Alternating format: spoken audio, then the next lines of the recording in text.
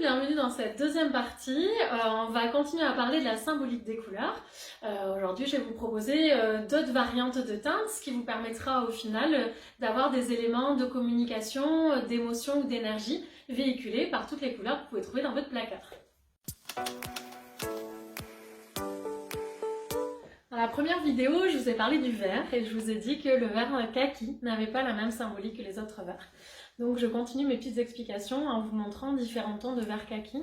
Le vert kaki, sachez qu'en symbolique, ça représente l'esprit d'équipe, la cohésion, le fait de travailler en groupe. C'est pour ça que c'est représentatif des militaires. Je suis sûre que le kaki vous a forcément fait penser à ça. Chez les militaires, on cherche justement ce travail de cohésion, de groupe, d'équipe. On ne nous choisit pas pour notre individualité. C'est ce que ça représente. Il y a en effet l'idée d'avoir une couleur aussi proche de la nature qui permet de se fondre dans un décor de nature, mais il y a aussi dans la même logique l'idée de se fondre dans un esprit de groupe. Donc attention, le kaki, même si ça peut être très stylé, avec du noir, avec du blanc, avec un jean, avec des teintes chaudes aussi bien évidemment, et même si ça peut être un peu boosté par du jaune ou de l'orange, le kaki est par exemple la couleur déconseillée pour un entretien d'embauche. Parce que lors d'un entretien d'embauche, il vaut mieux faire prévaloir sa différence, sa plus-value.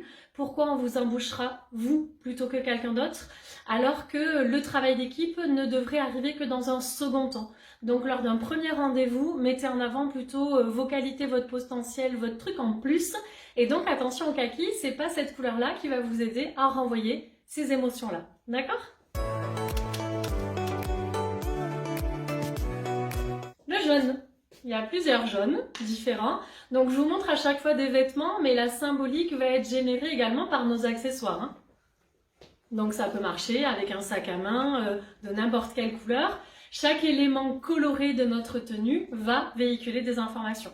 Donc le jaune, c'est vraiment une couleur solaire. Vous y avez pensé par vous-même. Le jaune, c'est gai, c'est festif. Donc ça va renvoyer à une ouverture d'esprit, à de la créativité, à une énergie positive. Et ça va renvoyer aussi à une prise d'initiative.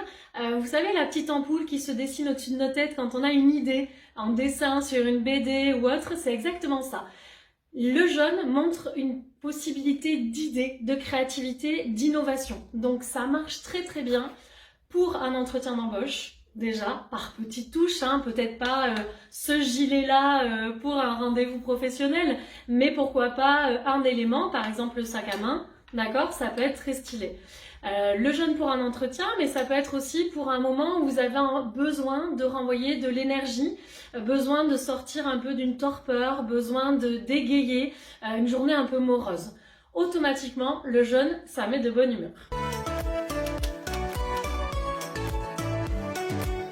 On a ensuite des dégradés de marron. Alors marron, camel, ça va être la même symbolique, d'accord ? Là, je n'ai pas à portée de main de vrais marron foncé, mais vous pouvez les inclure, tous ces dégradés-là, dans la même symbolique. Ça va renvoyer la même émotion. Attention, le marron, c'est la couleur en symbolique qui est la moins dynamique. Donc il peut potentiellement renvoyer une image un peu fade, un peu tristounette, un peu ennuyeuse. Alors comme toutes les couleurs, tout dépend de vous, de votre caractère, de votre énergie et de votre personnalité. Si vous êtes solaire, si vous êtes énergique, si vous êtes quelqu'un de jovial, vous ne paraîtrez jamais fade avec du marron. Mais si au contraire, vous avez plutôt une personnalité introvertie, que vous aimez bien être un petit peu dans votre coin, vous êtes plutôt calme, discret, voire qu'on ne vous aperçoit pas beaucoup, le marron ne vous aidera pas à dynamiser votre image, le marron ne vous aidera pas à faire valoir votre caractère, votre potentiel et à mettre en avant votre personnalité. Donc le marron, c'est plutôt conseillé pour des personnalités fortes qui veulent un peu adoucir leur image, la rendre plus accueillante, plus rassurante, alors que pour une personnalité plus introvertie, on va conseiller peut-être d'associer ce marron-là à une touche plus gaie comme un orange. Le orange, c'est le peps, l'énergie. Alors j'ai fait exprès de vous montrer différents tons de orange, d'accord ? Il peut y avoir des oranges qui tirent un peu plus vers des cuivrés, donc ils sont un peu plus ronds, plus automnales. On va avoir des oranges un peu plus forts. Et après, peu importe les termes, mandarine, clémentine, ça marche également. Le orange, c'est pas toujours facile de l'assumer. Là, je vous ai montré des pièces maîtresses, mais on peut toujours l'imaginer en petits motifs, en accessoires, un motif sur un foulard. À vous de choisir comment assumer ou placer cet orange-là.